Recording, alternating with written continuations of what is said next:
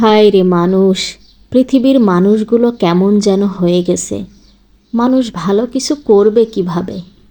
বিকালবেলা মা মেয়ে একটু নাস্তা করব, তোর বাবাকে বলেছিলাম একটু খাবার নিয়ে আসতে। তোর বাবার একদমই সময় নেই হাতে। রেস্টুরেন্টে গেলে দেখা যায় মিনিমাম 20-25 মিনিট ওদের সময় দেওয়া লাগে। ওরা সব কিছু নতুন করে প্রসেস করে দেয়। তো সময় নেই বলে তো লোকাল একটা দোকান থেকে, ফুডের দোকান থেকে এই খাবারগুলো নিয়ে আসছে। তো এখানে আছে ক্রিসপি চিকেন ফ্রাই আর সাথে হচ্ছে বার্গার।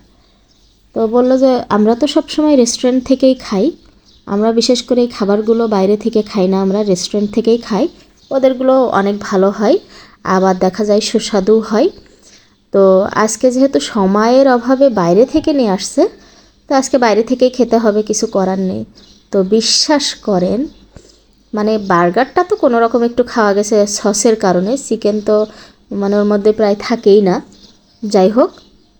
আর এই ক্রিসপি চিকেন ফ্রাইটা বিশ্বাস করেন, দেখেন আটা ময়দা দিয়ে ভরে রাখছে। আর মানুষ একটা জিনিস খাবে, ওর ভিতরে চিকেন যতটুকুই থাক ততটুকু দেখ, সমস্যা কি? তো এমন দেখেন কি অবস্থা, মানে অর্ধেক অর্ধেক খেয়েছে আর বাকিটা সব ফেলে দিতে হয়েছে, খাওয়াই যায়নি। তো মানুষের আসলে নীতি ভালো না করলে ভালো কিছু করা কোনোভাবেই সম্ভব না। তো সে যাই হোক, আমার হাজব্যান্ড আবার পেয়ারা নিয়ে আসছিল আর সাথে মালটা। তো ওগুলো আমার মেয়ে আবার সে ইদানিং নিজে করতে চাই, সে ওগুলো মানে ঢালতেছে।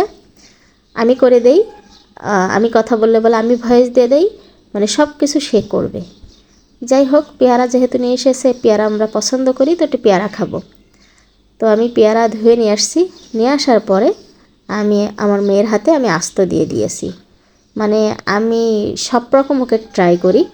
আর এতে কিন্তু যে কোনো ফল কামড়ে খাইলে কিন্তু দাঁতের জন্য অনেক উপকার। এই জন্য আমরা চেষ্টা করি সেই গ্রামের ফিলটা নিতে। গ্রামে যেরকম যে কোনো জিনিস পাইলে আমরা কামড়ে খাইতাম, মানে কাটাকাটি ঝামেলার মধ্যে নেই। তো ঠিক সেই ফিলটা নিই মাঝে মধ্যে। তো যাই হোক, এখন হচ্ছে সন্ধ্যার পরে আমরা একটু এসেছি মিরপুর 10-এ, আমাদের একটু কাজ আছে।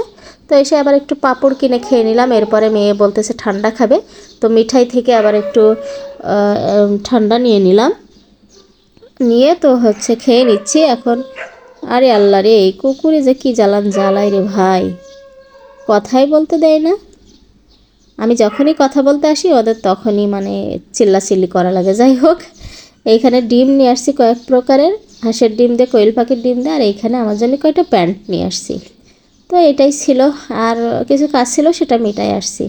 এটাই ছিল আমাদের ছোট্ট একটা ভিডিও। কেমন লেগেছে সবাই কমেন্ট করে জানাবেন। ভালো থাকবেন, আমাদের জন্য দোয়া করবেন, সব সময় যেন ভালো থাকতে পারি। আল্লাহ।